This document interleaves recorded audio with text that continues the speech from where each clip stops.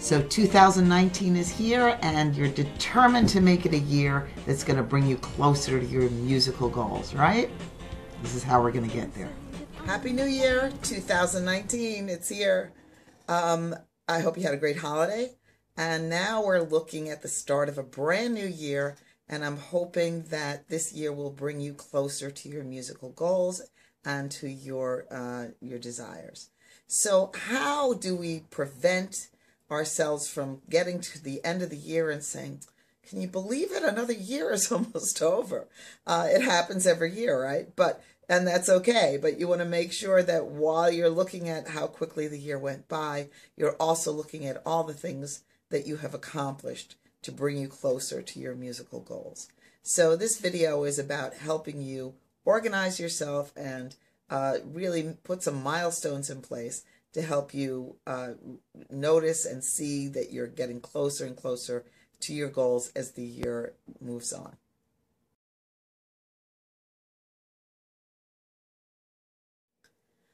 All right, so the first thing we need to do is to clearly define what your goal is for the year. Your goal is going to be, for example, writing and recording an album of original music by the end of the year. Or your goal is going to be finding a wedding band that you're going to front for, and you're going to be hired by that band, which means that you're going to have a repertoire of whatever that's going to be, 400 songs that you're going to need to be able to perform for that band. Or whatever your musical goal is, you want to be very clear about what that is you want to accomplish this year. Once you've got your goal set, then you need to break the year down. So get yourself a date book, a calendar. You can use your computer. You can do it in an app. Get a notebook. Find some method where you can break down the year. It's got 12 months. So you're going to make 12 specific steps that you're going to take toward your goal. And each month, you're going to, beginning at the beginning, what you need to do and put together an order of what you're going to accomplish each month in order to bring you closer to the next month, to be able to do the goals for the following month, and so on as you work your way through the year. Once you've broken down the months, then go ahead and break down the weeks. So each week, you're going to do specific tasks that are going to bring you closer to those specific steps that you want to accomplish that month. And you want to be realistic about that.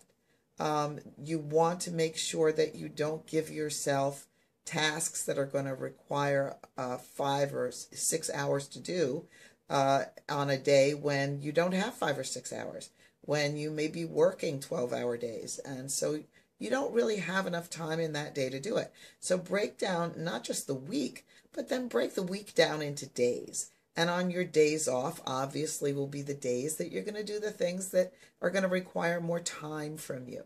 And the things that you can do in shorter spurts of time, you'll do on the days where you may have less free time. But once again, be realistic about it. So, for example, if you know that after you eat dinner, you have 3 hours. But after you eat dinner, you might be tired. You might not feel up to physical activity after dinner. So you want to be realistic about the kinds of tasks that you're assigning yourself to do. You're not going to decide that, okay, that's the time I'm going to rearrange my rehearsal space, when you know that you're too physically tired to do that kind of activity. It might be a time where you're going to be organizing information or reading or something else that you need to do to bring you closer toward that step. So being realistic about the amount of time that you have to accomplish a task realistically in a day and in a week, as well as the amount of energy that you have and how you're feeling on those particular days and that time of day is important. When you write down these tasks, you may be feeling really ambitious and excited about accomplishing these things. But I think you may find that you don't quite have the energy when the time arrives that you thought you were going to have when you were making the list. So really give that a lot of thought and be sure that you're being realistic about how much energy and time you will have so that you can accomplish the things on your list. One of the main reasons that people do not accomplish the goals that they have set up and that they fall off track is that they are unrealistic when they set their goals to begin with. So you want to be sure that your overall goal is A, something you really want, and B, is realistic for you in terms of your ability to accomplish that within a year's period of time. And then the steps that you have assigned for each month and the tasks that you've assigned for each week and the days of the week are realistic, that you will have an adequate amount of time and an adequate amount of energy at the time of day that you've assigned yourself to do this and on the days of the week that you've decided that you're going to accomplish these tasks.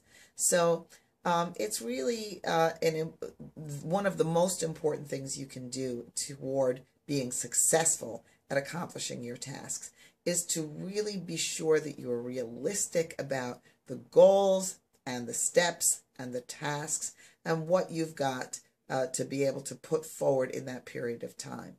When you are unrealistic and you aren't able to accomplish the steps or the tasks along the way, you start to fall behind.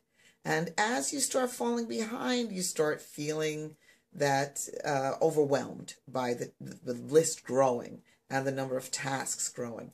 And you start to feel defeated, and you start to begin to feel that this is not something that you can actually accomplish. And before you know it, you may just throw your hands up and decide that this is not something you're going to be able to do.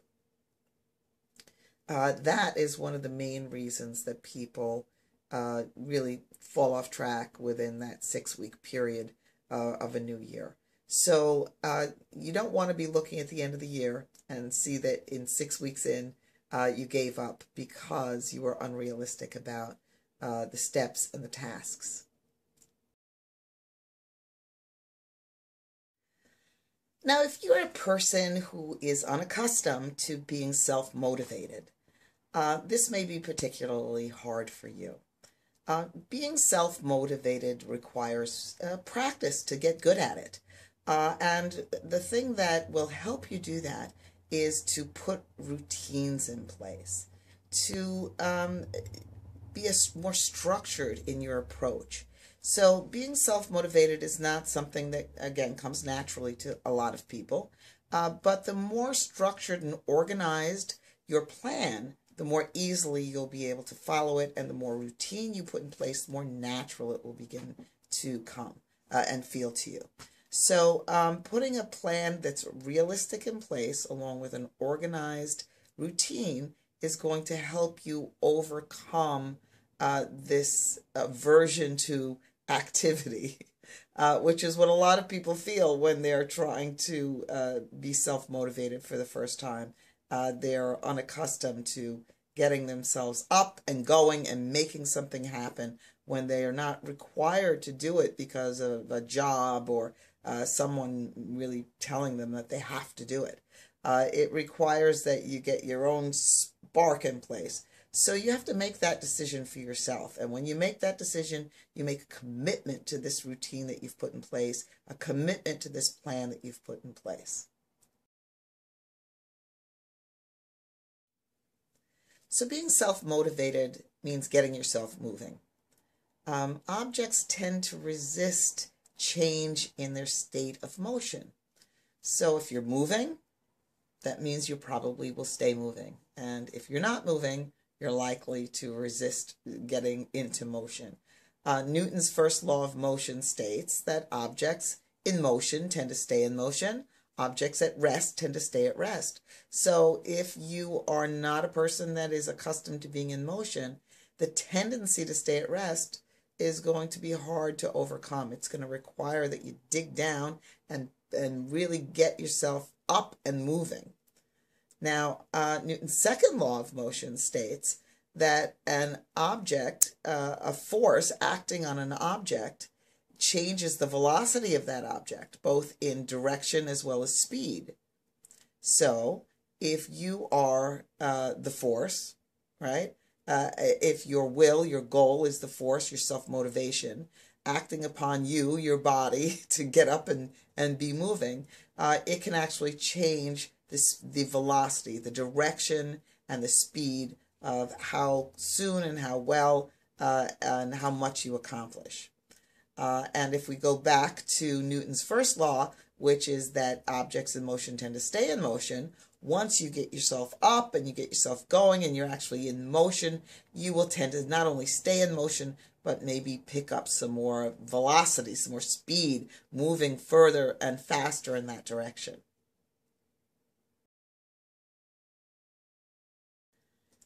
Becoming self-motivated requires skills that you may not possess, that may not come naturally to you. Being self-motivated requires organizational skills, most importantly, so that you can organize your day and your time in a way that you can be the most efficient and effective with those tasks that you've outlined, and that you have a flow to the activities that enable you to make the most effective use of your time. One of the things you can do if you are not an organized person by nature is to acquire these tools is make lists. I'm a big list writer. I might write and rewrite my list 10 times every day. And this helps me not just free my mind from thoughts I have that I don't have to try to remember because I've written them down on my list, but it also makes sure that all the little things that pop into my mind are addressed and taken care of.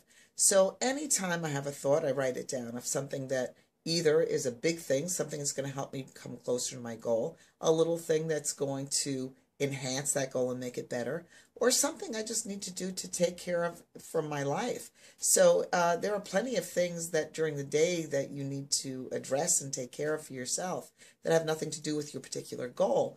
But if you write them down, it enables you to make sure that you don't forget about those things and that you have time to address all the things in your life that are important outside of your goal as well. And that when you do have free time, you can really devote it to your goal and accomplishing those tasks, because all the other little things that you needed to address for your own lifestyle haven't fallen by the wayside. Now that you have free time, you're trying to address those things.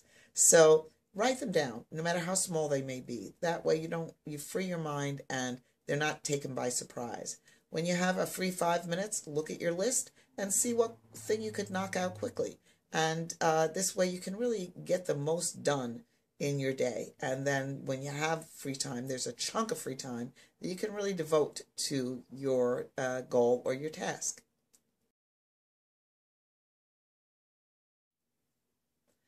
So keep in mind that becoming self-motivated or improving in any area of anything you want to do, like anything, is going to require practice. So the more you practice being organized, the more you practice making your lists, the more practiced you become at following routines, putting routines in place, the better and better you're going to get at this. And as the year moves on, you're going to find that not only are you accomplishing more, but you're getting even better at accomplishing more because you've gotten more practice at being self-motivated and at following routines and being more organized. So I'm looking forward to hearing how well you've done by the end of the year. See you next time.